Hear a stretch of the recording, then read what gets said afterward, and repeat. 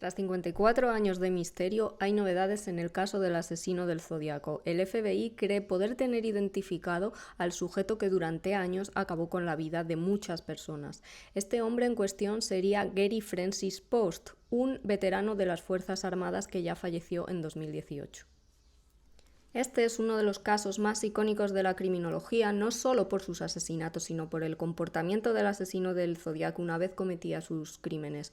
Y es que este hombre se encargaba de mandar cartas cifradas. Algunas de ellas han tenido que ser descifradas actualmente gracias a la inteligencia artificial. Él mismo se hizo llamar el Zodíaco a través de sus cartas, de ahí que se le conozca de este modo. La policía, pese a que investigó a varios sospechosos, hasta ahora no había podido dar con la identidad del mismo. ¿Pero quién era este hombre y por qué atemorizó a todo Estados Unidos? Para entender la complejidad de este caso, vamos a contar su historia. El Zodíaco era un asesino en serie que entre 1968 y 1969 acabó con la vida de 5 personas, aunque en una de esas cartas que os he contado anteriormente llegó a confesar haber acabado con 37 personas. Sus primeras víctimas fueron Betty Lou Jensen, de 16 años, y David Arthur Faraday, de 17. Esta pareja fue la primera en acabar en manos del asesino del Zodíaco. Un día, una noche, estaban tranquilamente hablando en un coche cuando de repente alguien se les paró al lado, algo que les incomodó. De este vehículo en cuestión se bajó un hombre corpulento, con gafas y una sudadera. Se acercó a ellos y les instó a bajarse del coche. Ellos se negaron. En ese momento, el hombre empezó a merodear junto al coche y sacó una pistola. Consiguió romper la ventanilla de atrás del coche de la pareja y además disparó una rueda. El asesino del Zodíaco disparó primero al chico y después la chica intentó huir, aunque no lo consiguió, y acabó en el suelo a varios metros del coche. Una mujer que vivía por la zona fue la que alertó en primer lugar de lo que había ocurrido. Llamó a emergencias y hasta allí se desplazó una ambulancia que consiguió trasladar a David hasta el hospital, pero jamás llegaría porque murió de camino. Ella para entonces ya había muerto. Con la pareja ya fallecida, la policía se encargó de buscar indicios, pero no encontraron nada que les hiciera saber quién era el que había cometido aquellos 2 crímenes. 6 meses después de esos 2 primeros asesinatos, otra pareja, Darlene y Michael, iban a vivir la peor noche de su vida.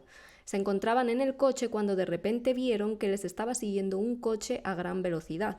Ella intentó esquivarlo, pero se chocó contra un árbol. En ese momento se dan cuenta que el coche ya no les sigue y se tranquilizan. Sin embargo, a los 5 minutos, este hombre que les estaba siguiendo para su coche detrás y ahí comenzó el miedo.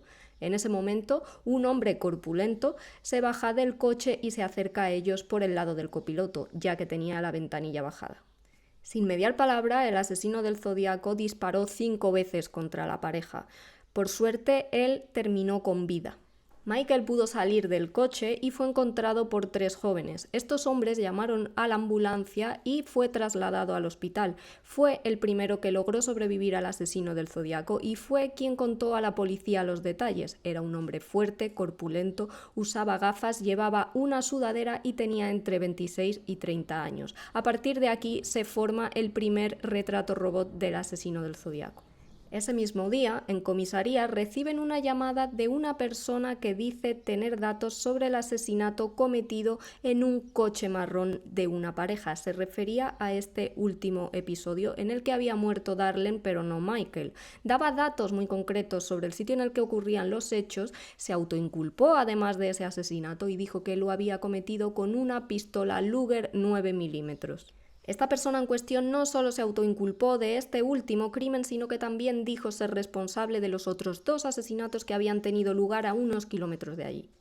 Sin más pistas que esa declaración de Michael y esa autoinculpación de ese hombre por teléfono, días después de estos hechos, llegan 3 cartas a los diferentes medios de comunicación de San Francisco. En ellas, un señor se autoinculpa de los 4 crímenes cometidos en este escaso plazo de tiempo. Como en la llamada, el asesino del Zodíaco daba más datos sobre lo ocurrido en estos 2 escenarios del crimen. Al final de la misiva había un código cifrado. El asesino del Zodíaco pidió a los periódicos que pusieran en portada sus cartas. De lo contrario, amenazó con matar a 12 personas más. La policía no sabía si era una broma o estaban ante algo real, por lo que dio luz verde a los medios de comunicación para publicar estas cartas del asesino del Zodíaco, aunque no en su totalidad.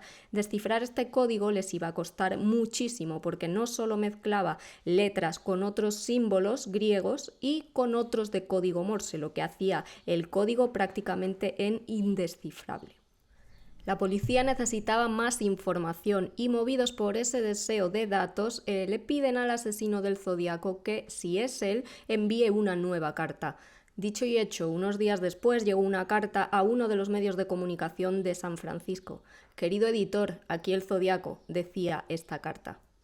En esta misiva, el asesino daba nuevos datos que hasta ahora no se habían revelado sobre el último asesinato, algo que hizo pensar a la policía que efectivamente este hombre era quien había cometido los crímenes.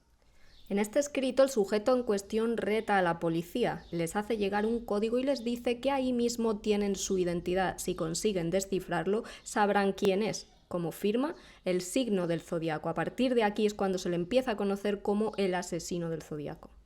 La policía tuvo múltiples ayudantes, las cartas salieron publicadas en la prensa y gracias a eso 2 personas, un profesor de historia y su esposa, dieron con la clave para poder descifrar este código.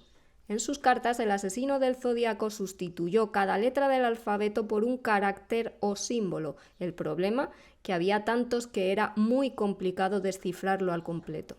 El profesor de historia y su mujer detectaron que no solo había hecho este código, sino que en el mismo había rotado algunas letras e incluso había introducido faltas de ortografía para despistar a todo aquel que intentara descifrarlo. ¿Pero qué decía el mensaje? En estas cartas, en este código cifrado, el asesino del Zodíaco explicaba que para él era apasionante matar. Explicaba además que creía que renacería en el paraíso y que allí sus víctimas serían sus esclavos. 2 meses después del último crimen, el asesino del Zodíaco vuelve a actuar. Una pareja, Cecilia Shepard y Brian Calvin, se encontraban en un lago junto al coche, como en el resto de casos. Al otro lado del agua ven una sombra que les acecha. Ella empieza a asustarse y en ese momento la sombra empieza a avanzar por un costado hasta situarse muy cerca. A los 2 les da tiempo a ver una figura corpulenta con una sudadera y una capucha cuadrada sobre la cabeza. Además llevaba la marca del asesino del Zodíaco en el pecho. Esta figura se les acerca y cuando ya están muy cerca los 2 comprueban que tiene una pistola. Les amenaza con ella e insta a la chica a atar a Brian. Él se encarga de atar a ella. Finalmente, el chico le pregunta si les va a disparar y él les dice que no, porque no le quedan balas, solo le queda una. En este caso, el modus operandi es diferente y el asesino del Zodíaco acuchilla a ambas víctimas. Tras apuñalar a estas 2 víctimas, deja un mensaje en el coche de las mismas. Escribe Vallejo, el lugar en el que han ocurrido los hechos, y deja además todas las fechas en las que ha cometido crímenes. Añade además un dato para la policía. Escribe cuchillo, indicando que en este caso no ha utilizado la pistola como en los casos anteriores. Esta vez Brian sobrevivió, pero Cecilia falleció. Como en el caso anterior, la policía recibió una llamada en la que un hombre se autoinculpaba de este crimen. Unas semanas después de estos hechos, el asesino del Zodíaco entra en un taxi y le pide a este señor que le acerque a una calle. En el trayecto no ocurre nada, pero al llegar allí se produce un forcejeo y el asesino del Zodíaco saca la pistola, le apunta a la cara y dispara. Sale del taxi, abre la puerta del conductor y le corta un trozo de tela a este señor. 3 personas lo ven todo desde un edificio cercano. Las personas que fueron testigos de los hechos llaman a la policía y le explican que todo ha sido muy rápido y que tienen que buscar a un señor de entre 25 y 30 años, tez blanca y corpulento. Pero algo falla y en la información hay un error que sería clave. La policía pensó que tenía que buscar a un hombre de tez negra y no a un hombre de tez blanca. Al llegar allí encuentran una persona efectivamente corpulenta y de tez blanca, pero al pensar que al que estaban buscando era una persona de tez negra, le dejan marchar ya que no encajaba con ese supuesto perfil que creían que estaban buscando. Este señor, que era el asesino del Zodíaco, además, cuando ve que los agentes se acercan a preguntarle, dice que efectivamente ha creído ver a un hombre, como ellos buscan, de tez negra corriendo hacia el este, al sentido contrario al que él se dirigía. Fue lo más cerca que estuvo la policía de dar caza al asesino del Zodíaco. Unos días después de estos hechos, como siempre, llegó una carta a otro de los medios de San Francisco. En ella, el asesino del Zodíaco se autoinculpaba por este crimen y además mandaba el trozo de la camisa del taxista que le había cortado tras cometer el crimen. Además, explicaba que la policía pudo haberle detenido de no haber cometido tantos errores ese día. Apenas una semana después, en un programa de televisión, llama a alguien por teléfono y dice que es el asesino del Zodíaco. Tal era la locura en el país que este caso se hablaba a diario. La policía investigó mucho esta llamada y finalmente se descubrió que nada tenía que ver en esta ocasión con el asesino del Zodíaco. La llamada era de un enfermo mental. Tras esta llamada hubo otra carta más, 340 caracteres, todos ellos de símbolos, 7 páginas en las que además el asesino del Zodíaco explicaba lo que había ocurrido en el asesinato del taxista y pedía ayuda. Todos estos crímenes tuvieron lugar entre 1968 y 1969, pero el asesino del Zodíaco se negaba a salir del foco. En 1970, y pese a que ya en este año no hubo crímenes por su parte, el asesino del Zodíaco siguió enviando cartas a los medios de comunicación poniendo a prueba a las fuerzas de seguridad. En abril de 1970, el asesino del Zodíaco manda un mensaje críptico. Mi nombre es y varios símbolos. Insta a que alguien averigüe la identidad que se esconde detrás de su persona. Si no lo hace, amenaza con volar un autobús. En julio de 1970 se autoinculpó del secuestro de una mujer embarazada y su hija. Dijo que él había sido quien había cometido este acto, aunque nunca se pudo probar. A partir de ahí mandó 2 cartas más, una en la que se mostraba molesto porque la gente o los medios de comunicación y la policía habían dejado de creerle y una más en la que se dirigía a un periodista. Este periodista en cuestión recibió varias amenazas por parte del asesino del Zodíaco que se negaba a salir del foco. Estamos en 1970 y a partir de aquí hay un salto, porque hasta 1974 el asesino del Zodíaco no vuelve a pronunciarse, lo hace en enero y manda una carta para elogiar la película del Exorcista. En abril de 1974 llega la que se considera la última carta del asesino del Zodíaco. En ella dice que está de vuelta y que aunque el investigador que está llevando en ese momento su caso es inteligente, él lo es aún más. Pide además que está esperando a que alguien haga una película contando su historia. Película que, dicho sea de paso, se hizo varios años después.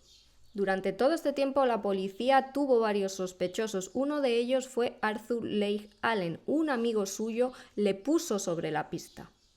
Este amigo de Arthur explica que en alguna ocasión el señor ha confesado ser el asesino del Zodíaco y la policía le interroga. Sin que la policía le haga ninguna pregunta ni le recrimine nada, dice que si se refieren a los cuchillos que se encontraban en el coche tras los crímenes cometidos en el lago, él no tiene nada que ver y que simplemente los usó para otras cuestiones que nada tenían que ver con aquellos crímenes. La policía tenía ciertas pruebas circunstanciales en su contra, pero ninguna prueba, ninguna evidencia física que pudiera demostrar que Arthur era la persona que se escondía detrás del asesino del Zodíaco.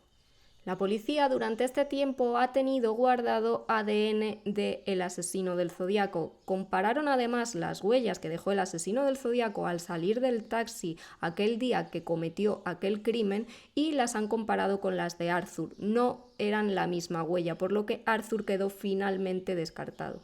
Y nos vamos hasta la actualidad porque el caso del asesino del Zodíaco, pese a que lleva años de inactividad, se ha seguido investigando. El grupo Casebreakers cree que es Gary Francis Post el que se esconde detrás del asesino del Zodíaco. ¿Y por qué? Pues bien, en ese retrato robot las víctimas recuerdan que el asesino tenía unas cicatrices en la frente y Gary Francis Post, según se ha podido derivar de unas imágenes del pasado del exmilitar también las tenía supuestamente a raíz de un accidente automóvil. La policía tiene además ADN del asesino del Zodíaco cuando mandaba cartas, por lo que podría compararse con este de Gary Francis Post para saber si efectivamente es el asesino del Zodíaco. Hay que recordar que este exmilitar ya habría fallecido, por lo que tendrían que sacar el ADN de familiares. Tras 54 años de enigmas y de misterios, la criminología podría poner punto y final a una historia que ha tenido en jaque a los investigadores durante décadas. Para la historia quedan esas cartas cifradas del asesino del Zodíaco. Y como siempre, si te ha gustado mi vídeo, solo tienes que darle like y de paso suscribirte a mi canal.